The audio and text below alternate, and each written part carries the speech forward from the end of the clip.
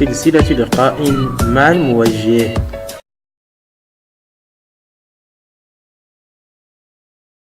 Et je vais parler aujourd'hui de l'absence-présence, comme une sorte de couple qui n'est pas forcément contradictoire.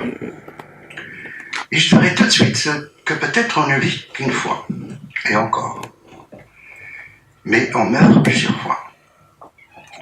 On meurt par les séparations, l'absence, l'éloignement, l'oubli, les indifférences volontaires ou involontaires.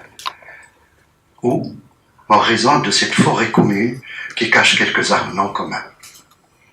Et la question qui se pose est de ne pas perdre une seconde fois le perdu. Comment faire du partant, de l'absent? Comment faire un revenant? Comment désirer l'absent encore? Comment prêter l'oreille à ces murmures lointains ou éloignés de l'actualité du moment, ou assourdis par la diversion des jours? Comment réenchanter l'absent? Comment réenchanter ce qui a été partagé, connu, su, rêvé peut-être? Même si aucune présence n'est indépassable, même si aucune œuvre n'est inépuisable, il existe toujours si je croyais à la théorie du complot,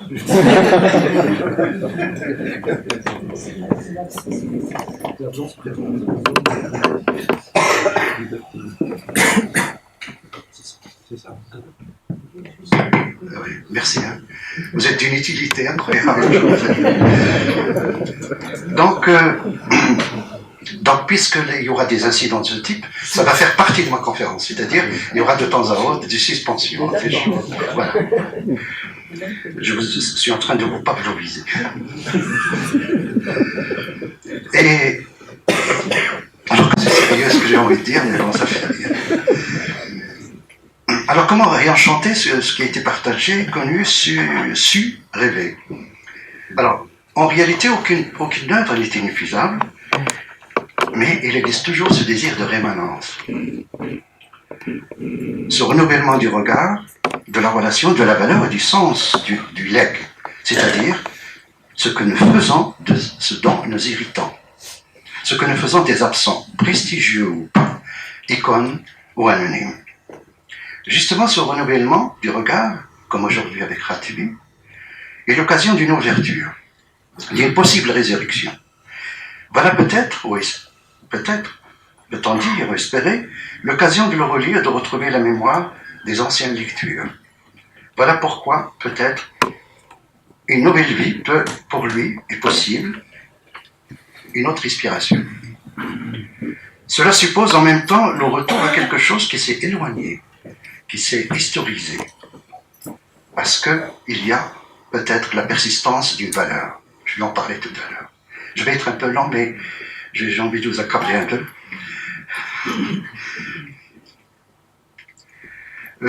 En fait, c'est une sorte de coïncidence entre la figure éloignée et sa propre effigie. Ce qui est de l'ordre de la mémoire des œuvres, c'est-à-dire ce qui est là sans être là, vers lequel il faut aller. Ce qui est là sans être là, parce que beaucoup de gens, depuis hier, disaient que les livres de Ratibi sont introuvables, qu'on ne les trouve pas. Et même lorsqu'ils sont là, ils ne sont pas ouverts.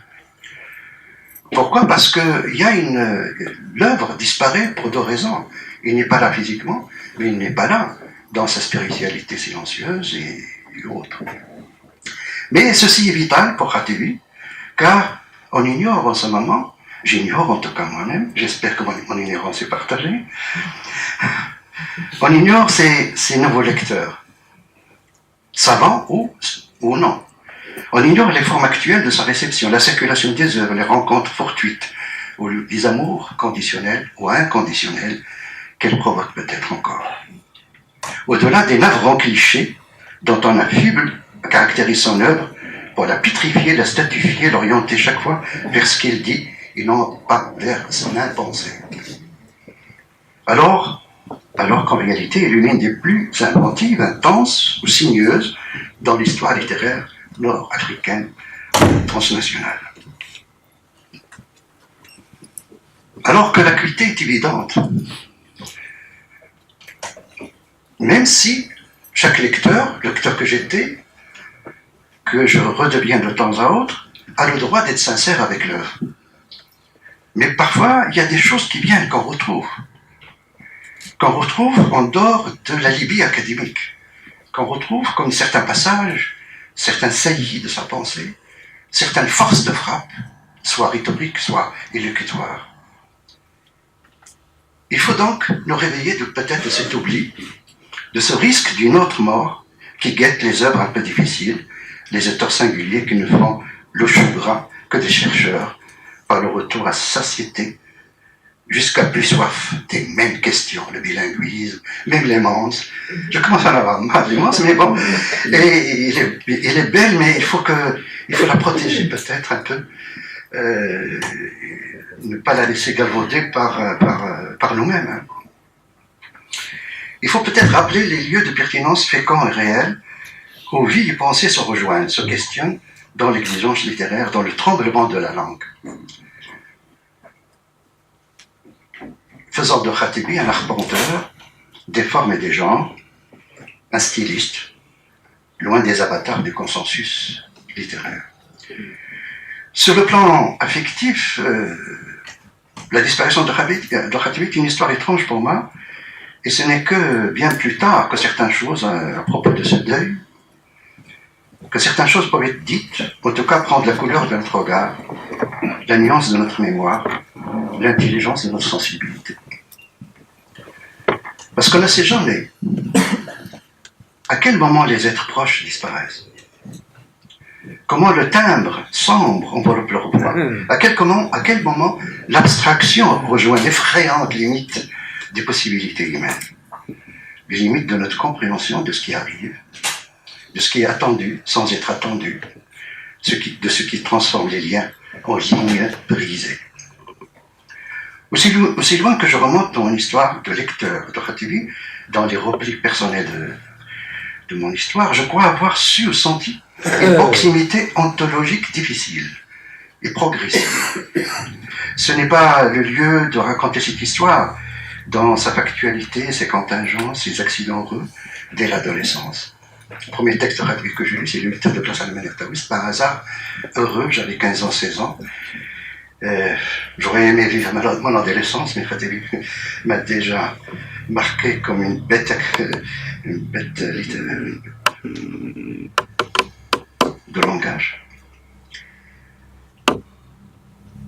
Mais cette histoire, je ne veux pas la faire revenir, mais ce qui est important, c'est comment on réagit plus tard. Dans la bibliothèque, quand je perçois ces livres, on croit que c'est une masse indistincte, parce qu'il y a toutes les œuvres, etc. Mais pour peu qu'on regarde bien, on se rend compte que chaque livre est une partie de soi et un jalon de l'histoire littéraire intime. L'évoquer donc aujourd'hui, c'est évoquer l'un des aspects de mon éducation, auto-formation littéraire, avec ses hauts et ses bas, avec ses difficultés et ses ouvertures. Ce qui est important, c'est peut-être sa trace en soi, comme lecteur.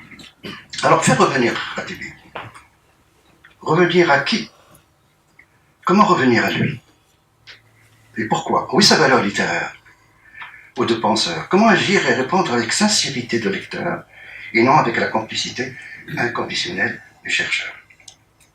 Bon, on peut tergiverser, diversifier les réponses, en sautant de la littérarité, c'est-à-dire la force de frappe de l'écriture, à l'univers de son écriture, c'est-à-dire les soubassements autobiographiques, la question du corps divisé, l'espace des doubles, la fascination des concepts, comme la double critique, etc., la généalogie complexe de l'être marocain, et ainsi de suite. On peut évoquer aussi les lancinantes questions abordées dans les essais ou qui hantent les récits. On peut se contenter de trouver l'essentiel dans ce que Barthes appelle la profondeur moirée des phrases, cette vieille dispute entre le contenu et la forme.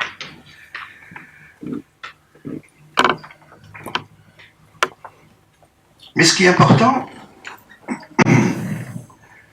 c'est le cheminement vers quelque chose chez l'auteur qui est de l'ordre peut-être du poétique, c'est-à-dire ce qu'il appelle le cheminement vers le poème. Ce qu'il appelle dans la blessure du nom propre, un texte qu'on lit pas beaucoup d'ailleurs, ce miroitement de l'être se transformant, se combinant au feuilletement des sens.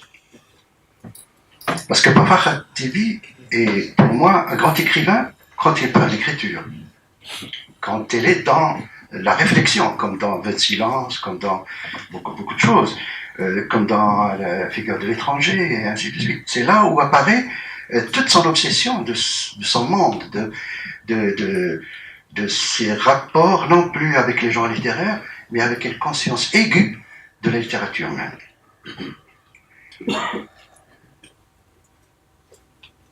Le rencontrer, c'est distinguer d'abord les écrivains de l'immédiat, pour les médias, l'urgence de l'échange. Et puis il y a les architectes. Et ce qui s'écrit d'une manière inimitable, comme verticalité de soi, est forcément dans la solitude des styles. L'architecte littéraire est dans une certaine solitude particulière, dans une certaine illisibilité, qui lui est propre parce qu'elle croit à l'intraduisible. L'illisibilité de Khatibi n'est pas de langage, il est de pensée. C'est-à-dire, l'intraduisible, pour lui, fait partie de la langue elle-même. C'est pour ça qu'il dit souvent, on n'a pas beaucoup compris ça, Fouad Larue, par exemple, dans son livre Le drame linguistique marocain, ne savait pas comment prendre Khatibi. Bon, quand il a parlé de la bilangue, il n'a pas compris que finalement, c'est pas le bilinguisme en tant que tel. C'est plutôt, je cite Khatibi, la force intérieure à toute écriture. Dans chaque mot, d'autres mots, chaque langue, le séjour d'autres langues. Toujours le tout autre veille sur la force poétique. La force poétique. L'étrangeté donc, face à cette illisibilité, est en réalité une histoire de rapport à la langue elle-même, rapport à l'inconnu, qui est quelque chose de particulier. Pourquoi ? Parce qu'elle est fondée sur la dissymétrie, sur un champ doublé d'une langue dans l'autre, d'une clandestinité particulière, la quête de nouveaux territoires, et ainsi de suite. Il se dit souvent inscrit dans une généalogie symbolique, c'est son expression, mais pas au sens d'une reconnaissance d'un corpus ou d'une littérature universelle, mais dans le sens de la perpétuation du secret même de l'écriture, de la mémoire des heures, du recommencement. Dans le mot de Amina Khatibis hier soir, il a parlé que la fin est un commencement, le commencement est un recommencement, et ainsi de suite. Je crois que c'est bien vu. Alors tout le problème qui se pose, c'est la valeur littéraire. La valeur littéraire d'un écrivain longtemps après. La valeur littéraire, ce n'est pas ce qui est estampillé comme valeur littéraire par l'enseignement. D'ailleurs, quand on demande à Roland, c'est quoi la littérature? Il dit la littérature, c'est ce qui s'enseigne. C'est-à-dire, c'est repris, prolongé par la loi institutionnelle.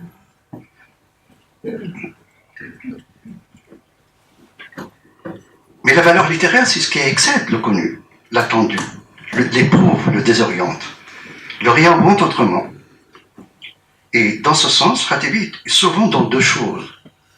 Deux choses, c'est-à-dire la quête d'un idiome et en même temps le résultat de cette expérience. Tout en sachant que ce qui est important, on l'oublie souvent, que c'est pas simplement cette force poétique qui travaille, qui est travaillée, qui est finalisée, qui est rêvée. Parce qu'un écrivain, un vrai écrivain, c'est celui qui rêve à son œuvre, c'est pas celui qui l'accomplit. Mais il y a autre chose, il y a la puissance de la signification, c'est-à-dire l'intensité de l'expérience du sens. Parce que lorsqu'on lit certains textes, Vomito Blanco ou d'autres, ou sur les manches, il y a un enjeu, je crois, Gontard va en parler, il y a un enjeu terrible dans cette notion. Pas seulement qu'il y ait à la relation d'altérité, la relation dissymétrique entre deux êtres, c'est aussi la difficulté de voir l'autre, de l'aimer, de l'apprécier, de se rapprocher de lui, parce qu'il y a toujours une frontière mentale. On ne peut jamais, je crois, aller totalement vers une personne.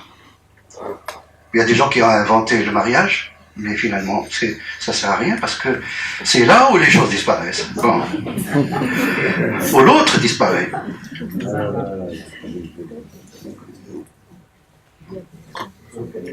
Donc il y a quelque chose qui est difficile à saisir. Le jour où on va être là-dedans, je crois qu'il y aura une humilité existentielle, une humilité métaphysique même. Je ne vais pas vous compliquer la vie. Métaphysique, c'est dans le sens où les gens croient se rapprocher de Dieu, par exemple, se rapprocher de l'autre, pas des institutions, des lois, etc. Mais le jour où ils vont comprendre qu'on ne touchera jamais ça, ils vont être modestes. Ils vont être modestes, travailler normalement, empêcher que les voitures roulent sur les tapis. Vous avez vu, c'est ce que je dis. Que quelqu'un qui parle, c'est quelqu'un qui a une hypothèse de vie, et non pas une vérité. Et qu'il faut faire taire beaucoup de voix parce qu'il nous cache l'intensité de l'expérience dont on peut témoigner parfois. Alors, j'ai raté vite, je vais essayer de faire vite. Enfin, de faire vite, je ne sais pas comment faire. En plus, j'ai froid en main.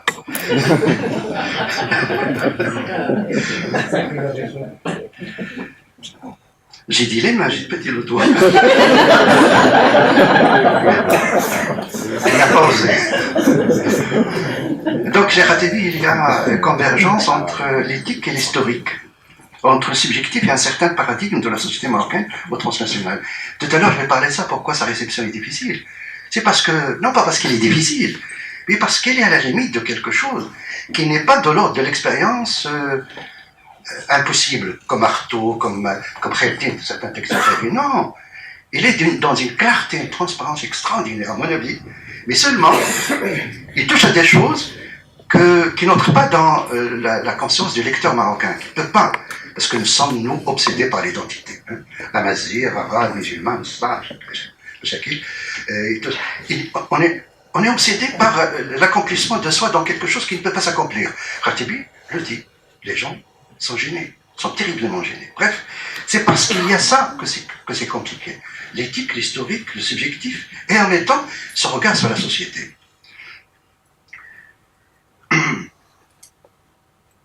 Il n'est pas dans la clôture de soi, mais il n'est pas non plus dans le débordement, il n'est pas dans la déconstruction. C'est pas ce que tu en penses, Marc. Tu vas parler de ça, la déconstruction. Il est dans quelque chose qui est, que j'appellerais avec ma fils Oli, le sociologue français, le sociologue avec un papillon toujours, appelle l'enracinement dynamique.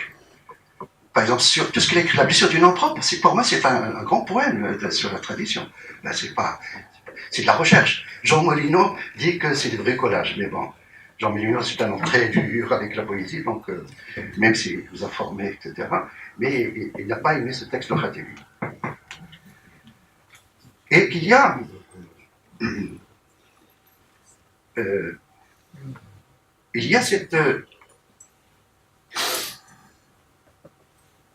cet exercice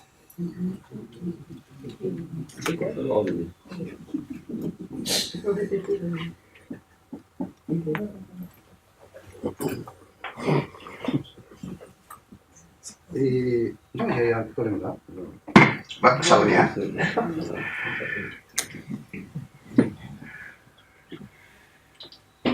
Je souris parce que je trouve que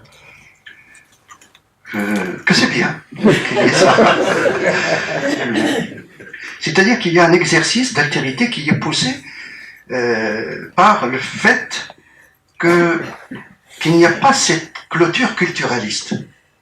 En ce moment, j'écoute Rimich, certains auteurs marocains, mais ils reviennent à l'identité. Fassifeli, le linguiste, récemment, ils reviennent à des choses. On a l'impression qu'on n'a pas eu l'indépendance, qu'il n'y a pas 50 ans, 40 ans de je ne sais pas quoi, de règne politique, je veux dire, etc., etc. Donc tout le travail consiste, peut-être, au fur et à mesure, de dévoiler l'humanité véritable de ce texte. C'est-à-dire ce qui implique qu'on doit reconquérir son œuvre à partir d'une liberté de lecture. Pourquoi ? Pour ne pas le momifier, ne pas le l'enfermer dans certaines choses. Il faut peut-être retrouver ce que cette œuvre, de quoi il est faite, comment il parle, comment il ne parle encore, et comment, à partir de l'irréparable, on peut la comprendre et la revisiter. Revisiter, c'est réentendre certaines choses, ces autres mots, ces autres silences, son amour incroyable pour le rythme des idées, leur dédoublement, les énoncés gnomiques, sa mélancolie fondatrice, ses courtes vies, ses ondes d'ombre, ses principes d'incertitude, ses rapports mystérieux, sacrés, sa réinvention de lui-même, le maintien de la souffrance comme quelque chose qui transfigure l'expérience, l'élargissement du double. Pourquoi? Parce qu'il y a toujours une promesse vis-à-vis de lui-même, vis-à-vis de l'écriture elle-même.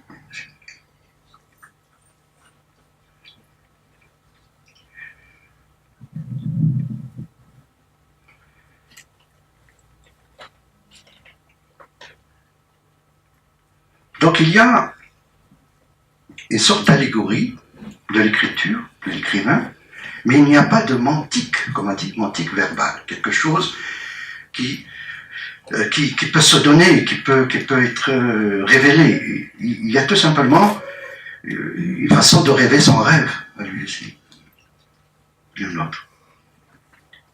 Et puis il y a cette idée extraordinaire qui prolonge le malentendu, c'est qu'il est dans la survie de quelque chose. La survie de quelque chose, c'est pour ça que je suis, de plus en plus sensible à Khatebi maintenant, à partir de ça, à partir de ces questions de survie, de la souffrance silencieuse que nous avons, de la force de la vie elle-même en tant que telle, et non pas en tant que force sociale.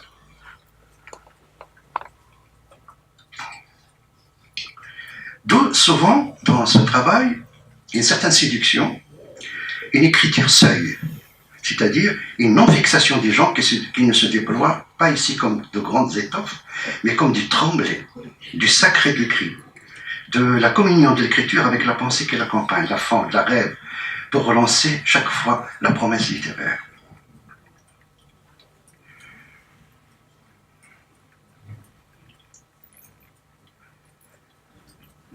Le relire, le revisiter donc.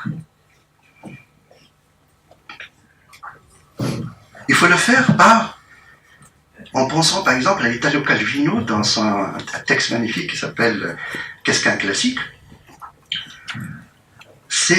Le classique, en général, c'est un objet de la relecture, pas de la lecture. De la relecture, c'est-à-dire comment pouvoir voir ce qui nous dit encore à partir de cette conjonction de l'irréparable, ce qu'il appelle lui-même à partir de Derrida ou de là, je ne sais plus, la conjonction disjonctive, c'est-à-dire la chose qui est là, qui n'est pas là, d'où l'aimance d'ailleurs, l'aimance c'est ça, c'est la conjonction disjonctive, c'est-à-dire c'est l'attachement, détachement, c'est la chose qui vient et en même temps qui fuit, et ainsi de suite. Il est dans une sorte de clivage particulier, mais en étant ce qui est honnête, c'est avec Père Khatebi. Je ne le juge pas, mais il y a une honnêteté particulière, c'est que il prend des parts de tout ce qui s'est cristallisé en lui. Les croyances, les mythèmes, les archaïsmes, les malentendus, les clairvoyances, les récits divers, les mémoires d'ici et d'ailleurs, ce polycentrisme des civilisations, tout est en lui. En lui, pourquoi? Parce que peut-être c'est la seule façon de reconstruire quelque chose. Parce que chez lui, la déconstruction n'est pas dans l'allégresse derridienne ou autre, où il y a une sorte de nihilisme du sens. Non, Khatebi veut dire des choses. Il a le souci du sens. Mais tout en étant dans le tremblement de l'être. Ça n'apparaît pas, ça apparaît parfois. Parce que je me rappelle quand on fait des promenades ailleurs, on peut marcher 1 heure, 2 heures, mais sans dire un seul mot. Il est dans le tremblement du sens. C'est-à-dire, dans ce royaume intermédiaire, où, enfin, quelque chose va apparaître qui est sa propre vérité, ce qu'il appelle la division active de soi. la division active de soi. C'est-à-dire, il y a division, mais elle est active, c'est-à-dire dans le travail. Le grand optimisme de Khatibi, c'est qu'il parle toujours du travail. Il faut travailler sur ceci, il faut travailler sur cela, etc. Il y a une sorte de gai savoir, mais à partir de quoi? D'une dissymétrie, de quelque chose qui est de l'ordre de la promesse. C'est pour ça, au fur et à mesure, je crois, il a embelli sa pensée. Il a embelli sa pensée dans le sens... Il y a encore une contestation peut-être, je suis prêt à tout.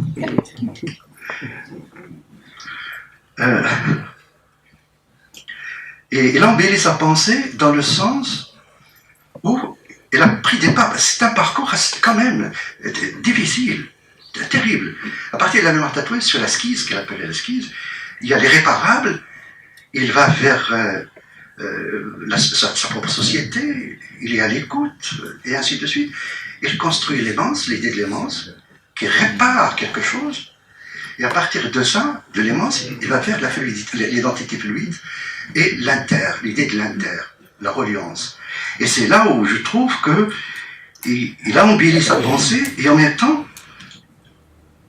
il a essayé de voir comment l'étrangeté n'est pas de l'ordre de la perte.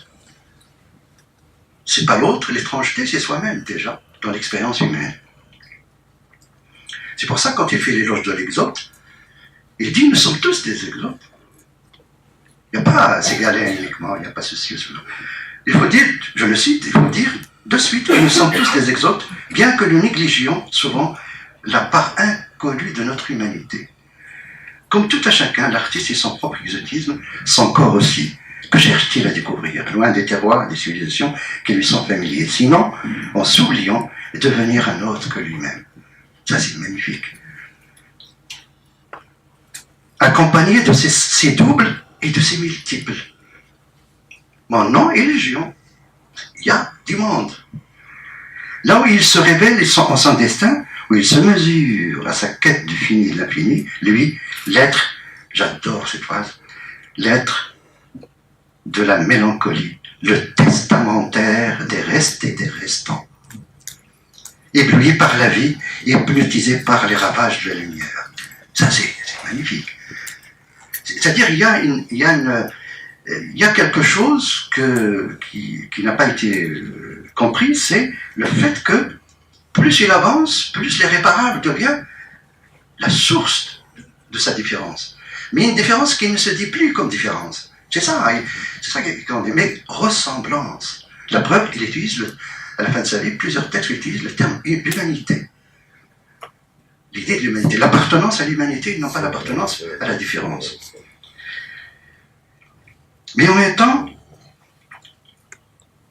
je le cite, c'est un apprentissage permanent soutenu par une de mes passions, faire le vide en moi. Donc là, il n'est plus dans la demande sociale de l'écriture, il est dans l'échafaudage de lui-même, ou la réparation de lui-même. C'est-à-dire, les exercices de l'altérité, c'est pas simplement la vision de l'autre, le dialogue des cultures qui est pour moi une imposture incroyable dans le monde d'aujourd'hui, etc. Et c'est pas ça qui l'intéresse. Ce qui l'intéresse, c'est comment lui-même va être dans cet étonnement, l'étonnement vis-à-vis des civilisations. C'est pour ça qu'il est parti au Japon, en Afrique un peu, pas beaucoup, en Asie. Il y a quelque chose qui est de l'ordre du senti. Il dit, ma fluidité est d'être et de ne pas être. Ma solitude active en dépend. Élargir le champ des savoirs, tout en allant vers le chemin, et ce qu'il appelle lui-même le chemin du chemin. Donc il y a l'idée d'une allégorie de l'écriture, une allégorie de soi-même. Donc il y a un risque. S'il y a malentendu, s'il y a complexité, etc., c'est parce que Khatibi est dans le risque de quelque chose qui n'est pas perçu. La preuve, quand il fait des communications, des interventions, les gens ne comprennent pas parce qu'il faut, comme il faut lire entre les lignes, parfois il faut lire aussi entre les silences, percevoir entre les silences, c'est-à-dire la chose est dite, il est à peine effleuré, et même ces textes, pourquoi ça n'a pas les effets qu'ont eu d'autres textes d'idéologues marocains ou de philosophes, c'est parce qu'ils sont toujours la métaphore du savoir. Pensez autre par exemple, c'est un texte de quelques pages, tout y est dit. Sur la notion du retrait, si vous vous rappelez, etc. Mais ce texte ne peut pas faire florès, ne peut pas toucher. Jabri, il a touché les Égyptiens, etc. Pourquoi? Parce qu'elle est dans les Andalousies imaginaires. La recherche de quelque chose, etc. Et puis il y a le problème de la crise du monde arabe, etc. Khatibi, il est dans autre chose. Il est dans une autre sensation, il est dans un imaginaire particulier, il est dans l'horizon, un horizon personnel, dans l'initiation ininterrompue. J'arrive à enfin, vous allez avoir le texte tout à l'heure. Pardon? Oui.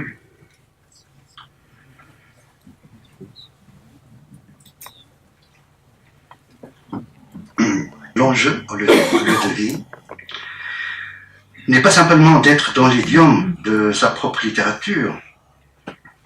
Il s'agit de vivre le passage jusqu'en faire sa propre pensée, d'en tirer son champ, de faire de soi l'appui de soi-même, tout nourri du dehors. Il se peut que la beauté se déploie justement de ce moment, de cette rencontre, qu'on s'allume chaque fois l'étincelle qui naît du fait même de la rencontre, du fait même du mouvement.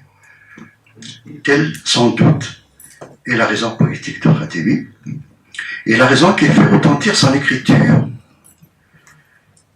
de l'éclat des passages et de la confiance réflexive dans les paradoxes de l'expérience, non pas simplement de l'écrivain, mais de l'expérience humaine en tant que telle. Pour moi, pour finir,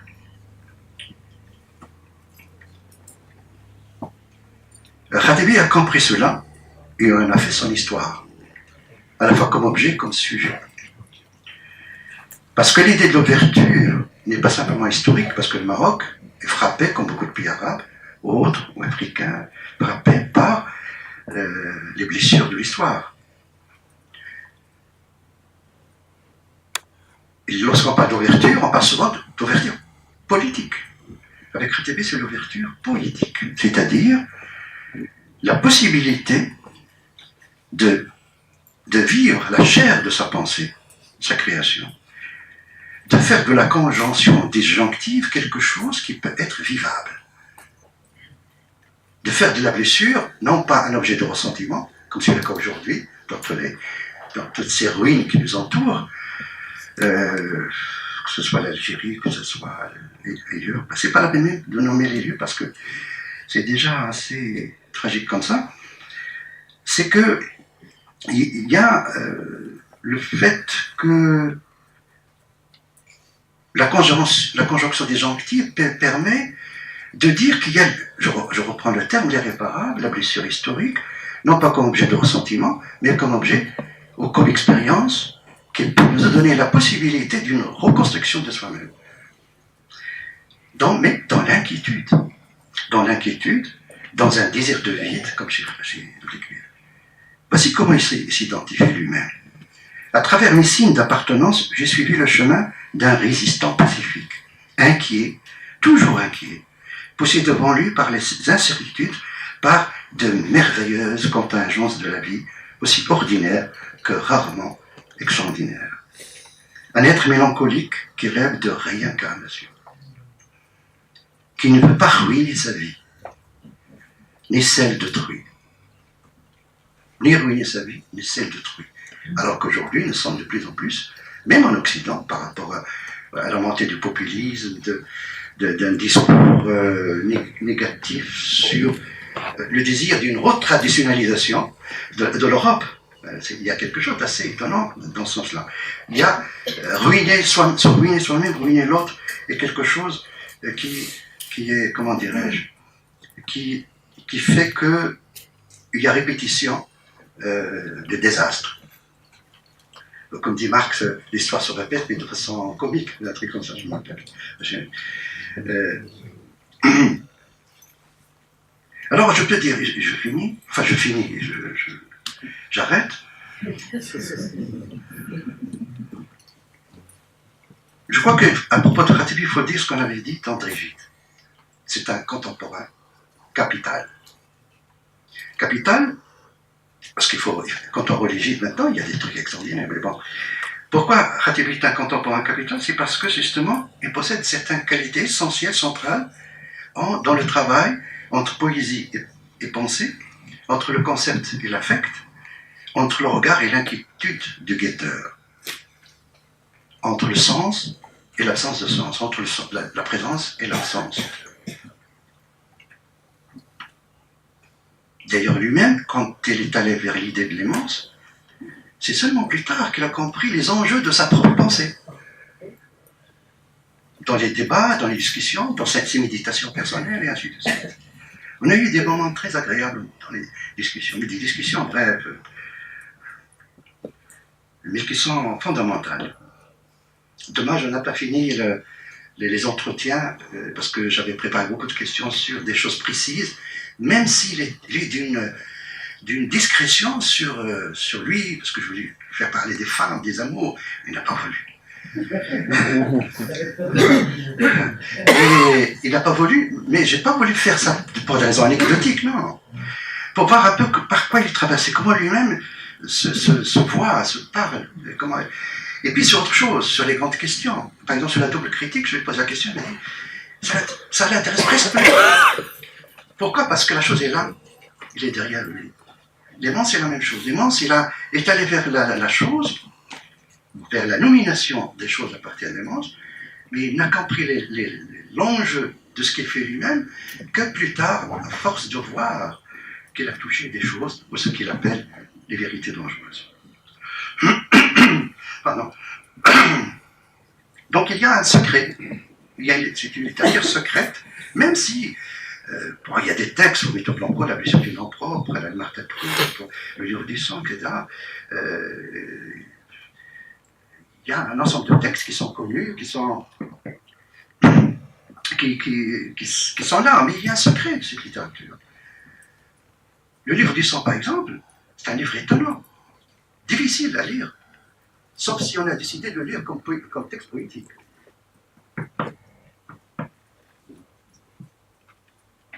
J'attends le retour de...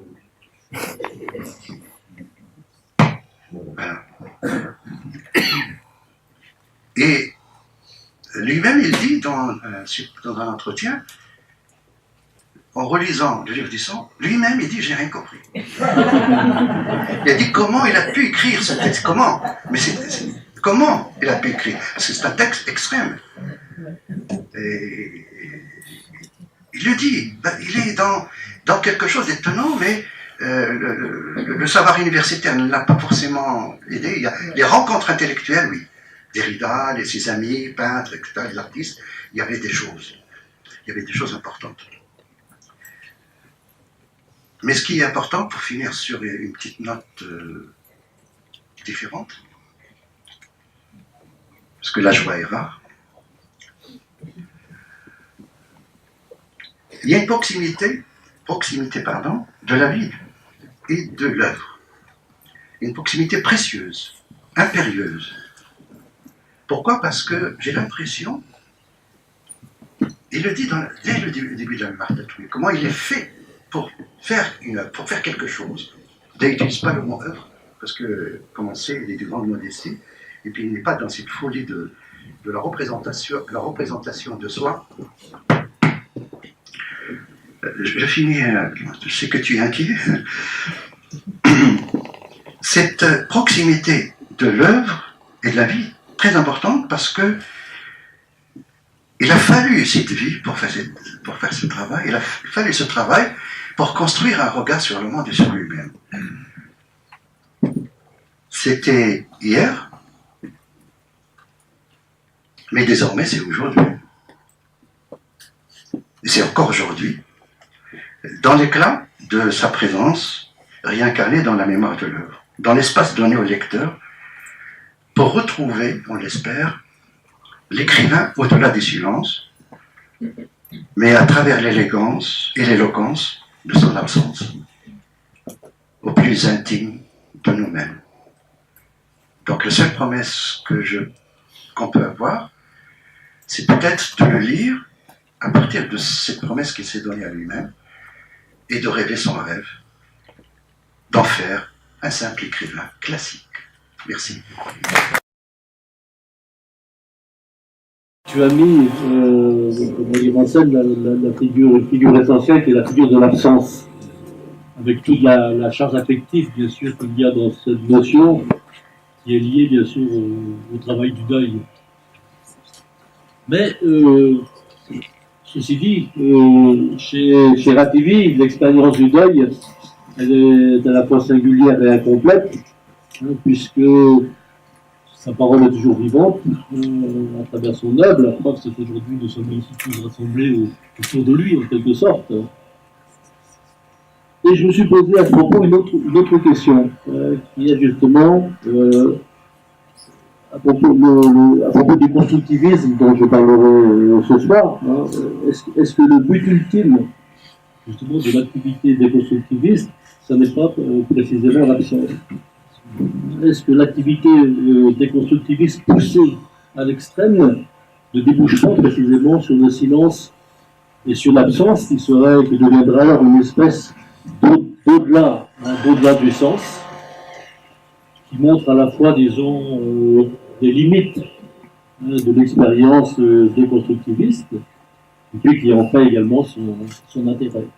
L'idée de survie pour soi-même. Par rapport à l'absence, effectivement, il y a, je crois, le cite, une phrase de Blanchot sur le silence, lui dit que peut-être le désir de l'écriture est en même temps un désir du silence. Parce que la parole est malheureuse en général, l'écriture est difficile. Pour ceux qui savent écrire, pour ceux qui sont dans c'est déchirer invisible dont parle Rativi. Donc, je ne sais pas, il y a toute une tradition autour de la parole, qui est asiatique, qui aussi, dans la mystique musulmane, c'est le paradoxe même de la chose, de l'accès à la chose, de l'accès au sens. Combien de fois nous parlons, alors qu'on a envie de se taire, comme aujourd'hui d'ailleurs. Comme toi-même. Je vous assure, moi je suis obsédé par ça, et pourtant j'ai l'air bavard, mais ça c'est pour masquer beaucoup de choses. Il y a une ambivalence dans la parole.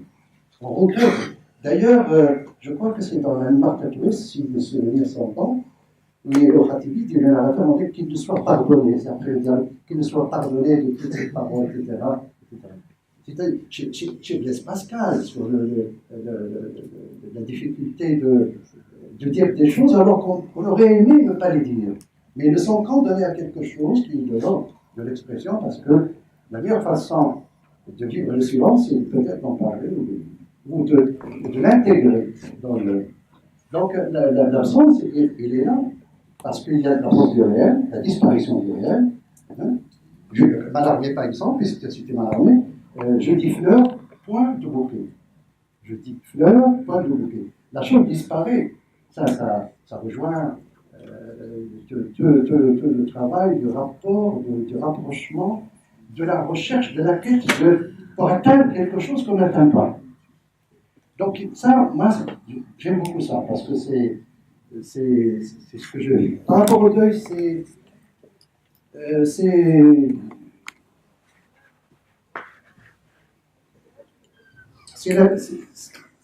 la vie traduite. C'est la vie traduite. C'est-à-dire que lorsqu'on perd quelqu'un, ou lorsqu'on perd le réel, d'ailleurs j'appelle ça dans le recueil le réel perdu. Un enfant, par exemple, c'est un réel perdu. Il y a cette traduction par le langage qui permet non pas de faire revenir, parce qu'il n'y a pas d'illusion et pas de chimère. On ne fait revenir personne. Quand quelqu'un s'en va, il s'en va pour toujours. Il s'en va dans le néant, dans la néantisation du projet de vie. Mais il y a quelque chose qui fait que c'est bien. C'est pour ça l'idée de rémanence me plaît. La rémanence. Et le langage permet la rémanence. Et revenir aux choses par le langage, par l'amour. Comment j'ai fait pour prononcer ce mot? Qui est difficile. Les mots, c'est facile. L'amour, ça reste dans la gorge du langage, comme quelque chose qui peut venir et qui encore dont on a peur quand il revient. Parce que ça vous frappe, ça vous permet de vivre des choses autres. Ça permet peut-être de dire que la chose est là, il n'est pas là. Donc, l'idée de l'absence est intéressante parce que nous sommes toujours à la fois dans la présence et l'absence. Pas par rapport aux œuvres. Les œuvres, on les fait revenir par la recherche, par la quête, par la lecture, par les colloques, etc. Mais c'est quelque chose qui me plaît de plus en plus, parce que, d'abord, parce qu'il faut être franc, il faut être sincère avec la vie. Il faut pouvoir peut-être traduire quelque chose qui nous rapproche de l'expérience humaine en tant que telle. C'est pour ça qu'il y a beaucoup de récits autour de la mort. C'est pour ça qu'il y a toute une littérature extraordinaire sur l'idée de l'absence, sur l'idée que la chose que nous aimons, nous ne pourrons que la perdre. Nous pourrons que la perdre. Mais ce n'est pas une tragédie. Si elle le sort, tous les termes de survie, il faut survivre à l'idée de la lucidité. Comme dit Sioran, qui est quelqu'un que j'aime beaucoup, il dit la lucidité, c'est la conscience d'une perte.